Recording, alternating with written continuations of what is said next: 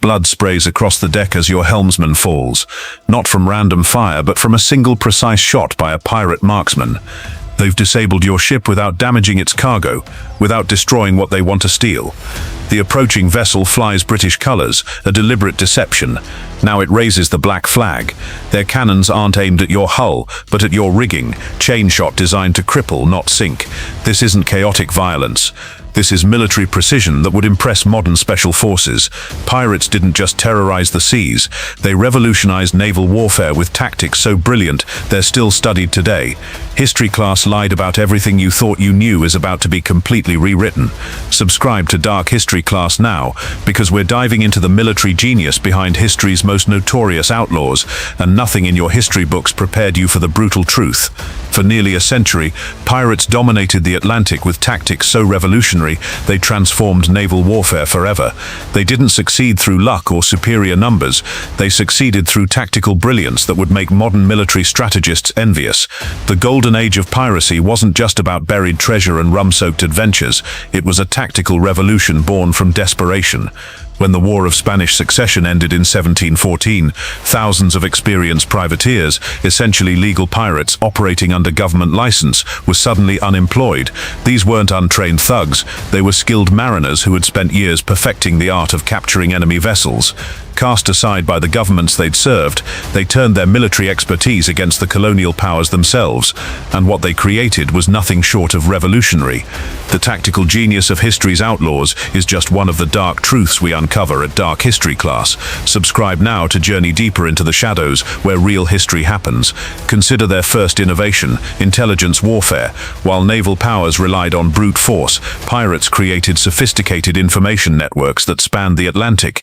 They interrogated captured sailors methodically, extracting details about shipping schedules, cargo manifests, crew sizes, and defensive capabilities.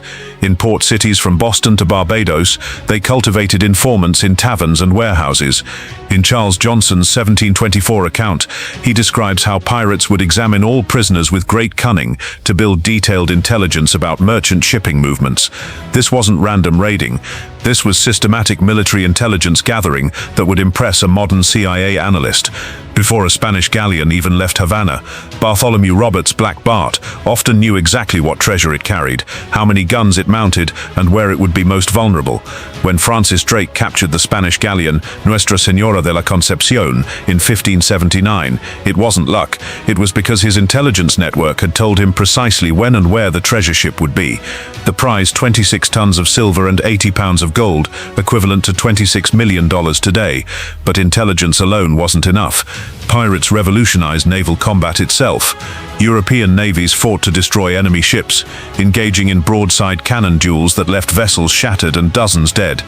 Pirates needed something entirely different. They needed to capture ships intact with minimal damage to valuable cargo. Every hole in a merchant ship's hull meant lost profit. Every dead sailor meant one less potential recruit. So they reinvented combat from the keel up.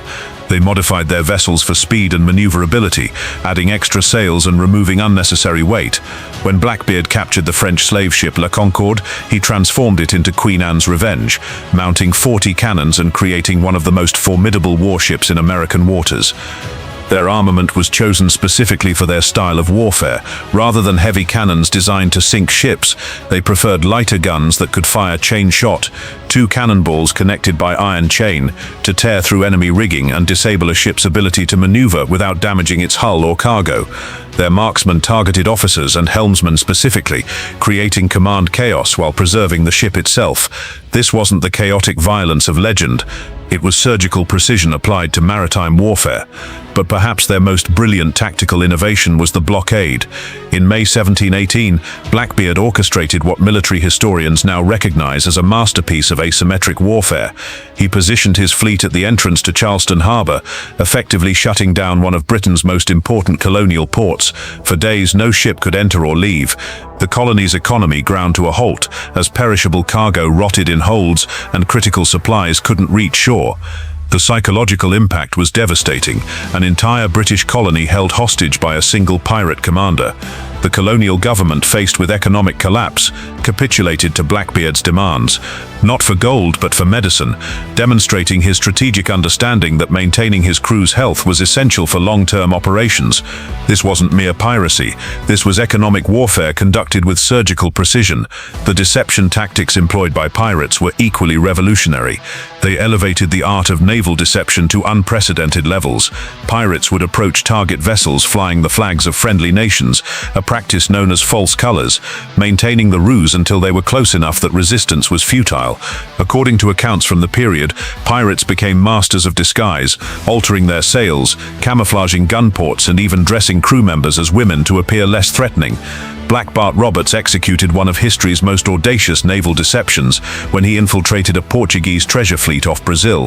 Flying Portuguese colors, he masqueraded as part of the convoy's escort, identified the richest ship through careful reconnaissance, and executed a precision strike that netted between 40,000 and 90,000 gold coins before the Portuguese realized what was happening.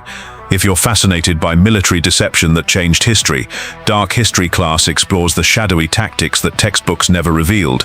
Hit subscribe now. These weren't just criminal enterprises, they were floating military academies that pioneered tactics still taught in naval warfare schools today. The pirates' boarding strategies form the foundation of modern maritime special operations. Their coordinated fleet actions prefigured modern naval blockade techniques. Their intelligence-gathering methods established principles still used in maritime interdiction operations. The secret that historians have long overlooked is that pirate crews weren't just effective fighting forces, they were revolutionary military organizations structured unlike anything seen before. Roberts' Pirate Code guaranteed democratic participation in major decisions, medical care for battle injuries, and equal shares in captured treasure. These were radical concepts in an age when merchant sailors endured brutal conditions and naval-pressed men served against their will. This democratic structure created a fighting force with unprecedented motivation and loyalty. While naval and merchant crews often fought half-heartedly or surrendered quickly, pirate crews fought with the desperate intensity of men who knew they were fighting for their own interests, not some distant king or merchant company. The tactical revolution they created would ultimately force European powers to completely rethink naval warfare. The response to piracy drove innovations in naval technology, shipbuilding, and military organization that shaped maritime combat for centuries to come. And it all began with outcasts who understood that the greatest weapon in warfare isn't firepower, it's innovation. The tactical revolution pirates unleashed upon the Atlantic didn't emerge overnight. It evolved through blood and necessity, reaching its apex in the early 1700s with commanders like Bartholomew Roberts, the most successful pirate in history, who captured over 400 vessels in just 3 years. Roberts' success wasn't accidental. It was the culmination of a new approach to warfare that turned conventional naval tactics upside down. Where European commanders relied on rigid hierarchies, Roberts created something revolutionary: the Pirate Code. Every man has a vote in affairs of moment, declared Roberts' Articles of Agreement. Equal title to fresh provisions or strong liquors at any time seized. And most revolutionary, compensation of £800 for losing a limb in battle, the world's first military disability insurance. This wasn't just a social contract, it was a military innovation that created fighters with unprecedented motivation. Naval sailors pressed into service fought half-heartedly for distant kings. Pirates fought for themselves and each other, with the desperate intensity of men who knew that surrender meant the gallows. If you think democratic warfare was revolutionary, you'll be stunned by what Dark History Class reveals about forgotten military innovations that changed our world. Subscribe now to continue this journey through history's shadows. The pirates' most devastating tactical advantage lay in their approach to ship-to-ship combat. They recognized a fundamental truth that naval powers ignored: destroying ships was wasteful. European navies focused on sinking enemy vessels, but pirates needed to capture ships intact. This necessity birthed a revolution in naval combat techniques. When approaching a target, pirates deployed specialized ammunition, chain shot, bar shot, and langrage designed to disable rather than destroy. Their cannons targeted the rigging and sails, immobilizing the vessel while leaving its hull and cargo intact. Blackbeard's attack on HMS Scarborough in 1717 demonstrated this precision approach. Rather than attempting to sink the naval vessel, his gunners systematically destroyed its rigging, while marksmen picked off officers from the fighting tops. The naval vessel was effectively paralyzed without suffering catastrophic damage. The boarding action that followed revealed another tactical innovation. Unlike naval forces who boarded in mass charges, pirates attacked in coordinated teams with specialized roles. According to accounts from the period, they deployed boarding parties of no more than 20 men, each with assigned targets and tasks. The first wave targeted the quarterdeck, the command center of any ship. A second wave secured the gun decks, preventing cannon fire. A third secured hatches to prevent counterattacks from below decks. This wasn't chaotic violence. It was a choreographed military operation executed with discipline that would impress modern special forces. Most revolutionary was their understanding of combat psychology. Pirates deliberately created what modern military theorists call shock and awe, overwhelming sensory assault, designed to shatter enemy morale before physical combat began. They approached with drums beating and colored smoke billowing from the decks. They unleashed coordinated volleys aimed just over the heads of defenders, maximizing terror while minimizing casualties. Multiple accounts describe pirates unleashing blood-curdling war cries, timed precisely as they came within earshot of their targets. When faced with such psychological warfare, many merchant crews surrendered without firing a shot. Captain Charles Johnson's 1724 account notes that the mere sight of the black flag was often enough to make a merchant strike her colors, exactly as the pirates intended. The tactical genius of pirates was perhaps most evident in their fleet operations. In 1718, Blackbeard assembled what historians now recognize as the first non-state naval blockade in modern history. He positioned multiple vessels in a crescent formation at the entrance to Charleston Harbor, effectively shutting down one of Britain's most important colonial ports. For those who crave the untold stories of how outlaws rewrote military history, Dark History Class reveals the tactical innovations that textbooks never mention. Subscribe now to join our community of historical truth seekers. What made this operation so revolutionary wasn't just its audacity, but its strategic sophistication. Blackbeard understood that controlling a maritime choke point was more valuable than capturing individual ships. By blocking Charleston Harbor, he paralyzed an entire colonial economy, forcing authorities to negotiate on his terms. His demands revealed another level of strategic thinking. He didn't ask for gold, but for a chest of medical supplies. This wasn't sentimentality, it was calculated strategy. Blackbeard understood that maintaining his crew's health was essential for long-term operations in the disease-ridden Caribbean. The pirates' naval revolution extended to their base of operations. Unlike conventional naval forces tied to permanent ports, pirates created what military historians now call distributed maritime operations, a network of temporary bases across thousands of miles of coastline. They established hidden shipyards for careening ship maintenance in remote locations like Madagascar's St. Mary's Island and the Mirror River. They created supply networks with friendly merchants in places like New Providence in the Bahamas. This distributed network made them nearly impossible to eliminate through conventional military means. The most successful pirate commanders operated across vast geographic areas with coordinated precision that would impress modern naval planners. Roberts conducted campaigns from Brazil to Newfoundland, moving between hunting grounds with strategic timing based on weather patterns, shipping schedules, and the movements of naval patrols. This wasn't random wandering, it was systematic campaign planning. Roberts would strike rich hunting grounds like the Brazilian coast during treasure fleet season, then shift to West Africa to prey on slave ships, then north to the Caribbean as hurricane season ended. He maintained operational tempo that European navies, tied to rigid patrol routes and supply logistics, simply couldn't match. Perhaps most revolutionary was the pirates' approach to ship design and modification. They transformed captured vessels into purpose-built combat platforms optimized for their unique style of warfare. When Blackbeard captured the French slave ship La Concorde, he didn't just commandeer it, he completely redesigned it. He added multiple sails for speed and maneuverability. He cut additional gun ports for increased firepower. He reduced excess weight to decrease draft, allowing him to navigate shallow coastal waters where heavier naval vessels couldn't follow. The result, Queen Anne's Revenge, was a hybrid vessel optimized specifically for pirate warfare. This approach to adaptive ship design was centuries ahead of its time. While European navies built vessels to standardized designs with little modification, pirates created custom warships tailored to specific tactical requirements, a practice that wouldn't become standard in naval warfare until the 20th century. But the pirates' greatest tactical innovation, and the one that ultimately ensured their place in military history, was their understanding that controlling the narrative was as important as controlling the seas. The tactical brilliance of pirate commanders gave them unprecedented dominance of Atlantic shipping lanes, but it contained the seeds of their own destruction. Their very success made them an existential threat to the colonial system itself. The British response, when it finally came, was systematic and ruthless. In 1718, Governor Alexander Spotswood of Virginia recognized that conventional naval tactics would never defeat Blackbeard. The pirates' superior intelligence network, psychological warfare, and ability to disappear into shallow coastal waters had rendered traditional naval pursuit ineffective. Spotswood's solution was revolutionary. He would fight the pirates using their own tactics. He assembled a specialized anti-pirate task force led by Lieutenant Robert Maynard, a naval officer who understood that defeating Blackbeard would require guile, not just firepower. Maynard's strategy mirrored the pirates' own playbook. First, he gathered intelligence through a network of informants who tracked Blackbeard's movements. Then, he selected vessels specifically modified for the mission, 2 shallow draft sloops that could pursue Blackbeard into the coastal inlets he used as sanctuaries. Most brilliantly, Maynard employed deception worthy of the pirates themselves. Approaching Blackbeard's anchorage at Ocracoke Inlet in November 1718, he hid most of his men below decks, creating the impression of undermanned, vulnerable vessels. It was a tactical trap designed to appeal to Blackbeard's predatory instincts. The deception worked perfectly.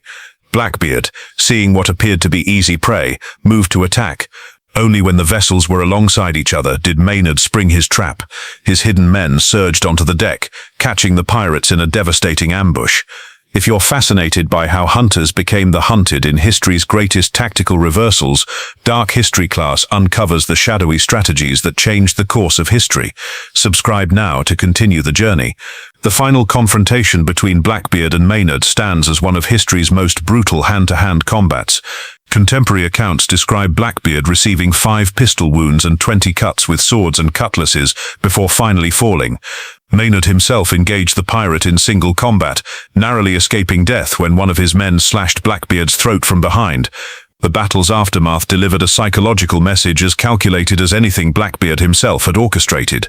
Maynard severed the pirate's head and hung it from his ship's bowsprit as a trophy and warning. The British were learning to fight psychological warfare with psychological warfare. Blackbeard's death marked the beginning of a systematic campaign against piracy that would ultimately succeed, not through superior tactics. Indeed, the British adopted many pirate innovations, but through superior resources and institutional staying power. The Royal Navy established permanent anti-piracy squadrons throughout the Atlantic. Colonial governments built networks of informants in port cities. Pardons were strategically offered to divide pirate crews and turn former comrades against each other. The very intelligence networks that pirates had pioneered were now being used to hunt them. Perhaps most effectively, the British attacked the economic foundations of piracy. They strengthened trade convoy systems, making merchant vessels harder targets. They reformed naval prize laws, making legitimate privateering more attractive than outright piracy. And they systematically eliminated the friendly ports and markets where pirates sold their captured goods. By 1726, the great pirate fleets had been broken. Individual pirate vessels continued to operate, but the tactical revolution that had threatened the colonial system was effectively over. The pirates had won countless battles but lost the strategic war, yet their legacy lived on in ways that would transform naval warfare forever. The great irony is that the very naval powers that destroyed the pirates systematically adopted their tactical innovations. The British Royal Navy, in particular, incorporated numerous pirate techniques into their own operations. Naval boarding tactics shifted from mass charges to the coordinated team approach pioneered by pirates.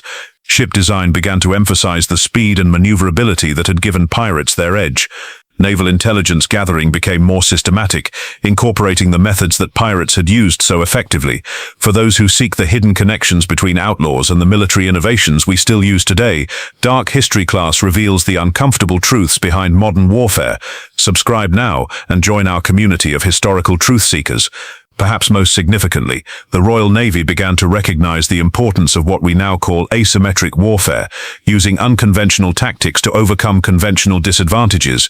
In future conflicts with larger navies like the French and Spanish, British commanders would employ many of the same hit-and-run tactics, deceptions, and psychological operations that the pirates had pioneered. The tactical legacy of piracy extended far beyond the Golden Age. When the American colonies rebelled against Britain in 1776, their naval strategy relied heavily on commerce raiding, targeting merchant shipping to damage the enemy's economy rather than engaging warships directly. This was essentially pirate strategy employed on a national scale. During the War of 1812, American privateers used many of the same tactics developed by pirates, disguising their vessels, gathering intelligence about British merchant movements, and striking with the element of surprise. They captured over 1,200 British merchant ships using methods that would have been familiar to Blackbeard or Roberts. Even into the modern era, the tactical DNA of pirate warfare remains visible. The distributed maritime operations concept currently being developed by the US Navy, emphasizing networks of smaller vessels operating from temporary bases, bears a striking resemblance to how pirate fleets operated 3 centuries ago. Modern naval special operations, from SEAL teams to maritime counter-terrorism units, employ boarding tactics that would be immediately recognizable to 18th century pirates, using small specialized teams with assigned objectives rather than mass boarding parties. But beyond these tactical legacies lies a more profound truth about military innovation. The pirates demonstrated that revolutionary warfare often emerges not from established military institutions, but from the margins, from those forced by necessity to reimagine how combat works. The emotional cost of this tactical revolution was enormous. Behind the brilliant strategies and innovative tactics were human beings living with the constant knowledge that capture meant death. They watched friends die in battles that grew increasingly desperate as government forces closed in. They experienced the intoxicating freedom of life beyond society's rules, while knowing their choices had cut them off forever from conventional life. Roberts, the most successful pirate tactician in history, met his end in 1722 off the coast of Africa. When a Royal Navy squadron surprised his vessel, the tactical genius who had captured hundreds of ships was killed by grape shot in the opening broadside. His crew, demoralized by the loss of their commander, surrendered almost immediately, proving how much pirate effectiveness depended on leadership. The fate of captured pirates served the same psychological purpose as Blackbeard's theatrical terror. They were publicly hanged, their bodies often displayed in iron cages at harbor entrances as warnings. In 1722, 54 of Roberts's crew were executed in a single day at Cape Coast Castle in Africa, the largest mass execution of pirates in history. The British understood what the pirates had taught them. Psychological warfare was often more powerful than cannons. For exclusive content on how psychological warfare shaped history's greatest conflicts, join the Dark History class community, subscribe now, and never miss our newest revelations. The ultimate legacy of pirate tactics isn't found in specific techniques or strategies, but in a fundamental insight about warfare itself, that small motivated forces using innovative tactics can challenge even the most powerful conventional militaries. This insight would resurface repeatedly throughout history, in colonial rebellions, guerrilla campaigns, and modern asymmetric conflicts. The tactical revolution begun by outcasts in the Atlantic would echo across centuries of military thought. What the pirates proved, and what conventional military powers often forget, is that warfare is ultimately about humans, not just technology or resources. The pirates created fighting organizations with unprecedented motivation because every man had a stake in the outcome. They pioneered democratic military structures centuries before such concepts became mainstream. Their ships were floating experiments in alternative society, places where former slaves could command white sailors, where common seamen could vote on major decisions, where merit mattered more than birth. These weren't just criminal enterprises, they were revolutionary communities that challenged the very foundations of colonial society. This human dimension of piracy explains both their tactical brilliance and their ultimate failure. They created effective military organizations, but never developed sustainable political institutions. They excelled at winning battles, but lacked the strategic vision to win the long war against established states. The great pirate tacticians of the Golden Age achieved something remarkable. They took the mightiest naval powers in the world and forced them to fight on pirate terms. For nearly 8 decades, these maritime revolutionaries controlled crucial trade routes, developed innovative military strategies, and created alternative societies that offered freedom and opportunity unimaginable in conventional colonial life. Their ultimate defeat was inevitable. No criminal organization, however tactically brilliant, could ultimately prevail against the combined resources of European empires. But their legacy endures in the transformation of naval warfare, the democratization of military thinking, and the proof that strategic innovation could emerge from the most unlikely sources. The pirate story is ultimately one of human agency. In the face of overwhelming odds, desperate men who refused to accept their assigned place in colonial society and instead created something entirely new.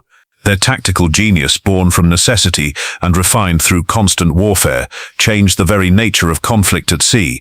When we examine the most brilliant military minds throughout history, we shouldn't forget the outlaws who revolutionized warfare from beyond society's margins. For every recognized military genius commanding conventional forces, there are forgotten innovators who reimagined combat through necessity and desperation. In the end, the greatest pirate tacticians achieved a form of immortality that their enemies could never claim. They became legends whose innovations outlasted the empires that destroyed them.